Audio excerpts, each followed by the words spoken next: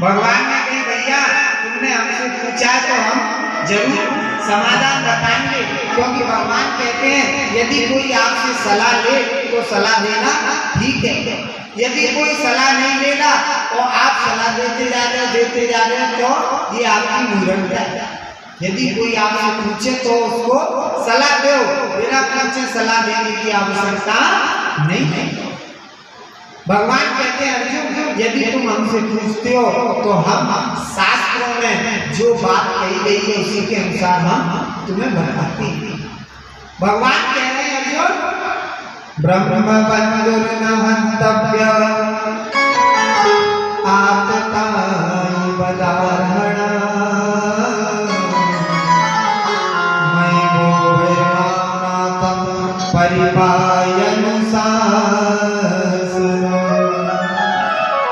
बोले ब्रह्म बंधुर न हन्तव्य।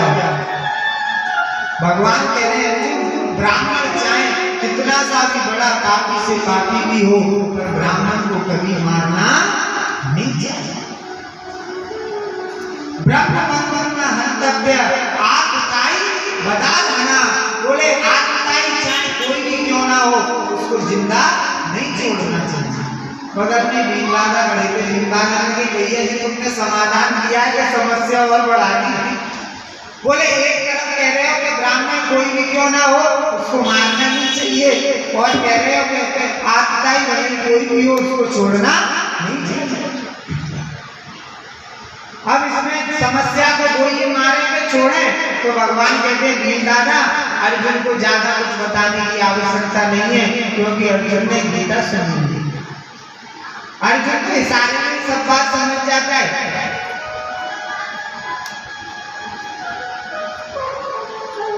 तो सुखजी महाराज कहते हैं ऋषियों जिस भी समाज में प्रतिष्ठा होती है, जिसका समाज में मान सम्मान होता है, यदि उसको स्वाभाविक से बेइज्जत करके भगा दिया जाए तो उसके लिए तो वो मरने से भी ज्यादा घातक हो जाता है। तो अर्जुन ने अश्वत्थामा की मणि को छीन लिया, आदि डाल बाल और आदि नीचे काट दी और सभा में से धक्का दे करके निकाल दी। अश्वत्थामा को बेइज्जत करके सभा से निकाल दिया, पर अश्वत्थामा को सोचना चाहिए था कि मैंने काम तो मरने वाला किया था पर पांडवों ने मुझे जिंदा छोड़ दिया। पर अश्वत्थामा इतना दुष्ट था कि मन में विचार करता है कि मैंने पांडवों के घर में कोई भी कोई दीपक जलाने वाला नहीं छोड़ा, सब मार दिए। फिर मन में विचार आता है कि मैंने सुना था महाभारत के युद्ध में अभिमन्यु की जो पत्नी थी उत्तरा, कौन है अभिमन्यु की पत्नी? उत्तरा। बोले वो गर्भवती है, उसी के गर्भ में कौन है? राजा परीक्षित। अभिमन्यु के पुत्र है राजा परीक्षित। बोले मैंने महाभारत के युद्ध के समय सुना था कि अभिमन्यु की पत्नी गर्भवती। बोले मैं उसको भी जिंदा नहीं छोड़ूंगा तो पांडवों के कुल में कोई तिलांजलि देने वाला नहीं। तो उसने वही स्थान से बैठे बैठे ब्रह्मास्त्र छोड़ दिया। इधर अस्त्रापुर में भगवान सारे पांडवों से विदा लेकर जा रहे थे। भगवान ने जैसे रथ में चढ़ने लगे तो अंदर से दौड़ी दौड़ी उत्तरा और उत्तरा देवी चिल्लाती हुई रोती हुई आवाज लगाती आई। पाहि पाहि महायोगिन देव देव जगत्पते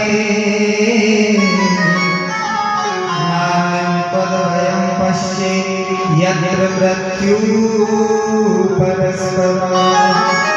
पाहि पाहि महायोगिन देव देव जगत्पते। उत्तरा हे द्वारकाधीश, हे प्राणनाथ, मेरी रक्षा करो, मेरे घर की रक्षा करो। भगवान ने कहा बेटी क्या हुआ? रथ से भगवान चढ़े थे, बस एक ही पैर रखा था, भगवान फिर वापस आ गए। भगवान ने उत्तरा से कहा बेटी क्या बात है? उत्तरा कहती है मुझे लगता है द्वारकाधीश मेरे घर को कोई नष्ट कर रहा है, मेरे घर के अंदर अग्नि सी लगता है। भगवान ने एक हाथ उत्तरा के सर पर रखा और एक रूप में भगवान उत्तरा के घर में प्रवेश कर गए और भगवान ने इतनी जोर का सुदर्शन चक्र घुमाया, उस ब्रह्मास्त्र को शांत कर लिया। राजा परीक्षित को भगवान ने घर में ही दर्शन दे दिए। अब देखिए सुखदेव जी को भी भगवान ने घर में दर्शन दिए और राजा परीक्षित को भी भगवान ने घर में दर्शन दिए।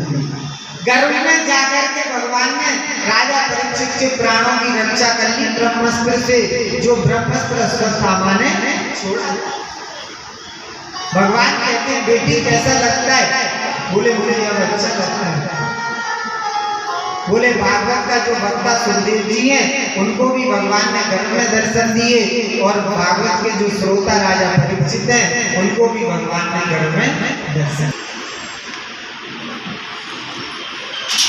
सूत जी महाराज कहते हैं ऋषियों,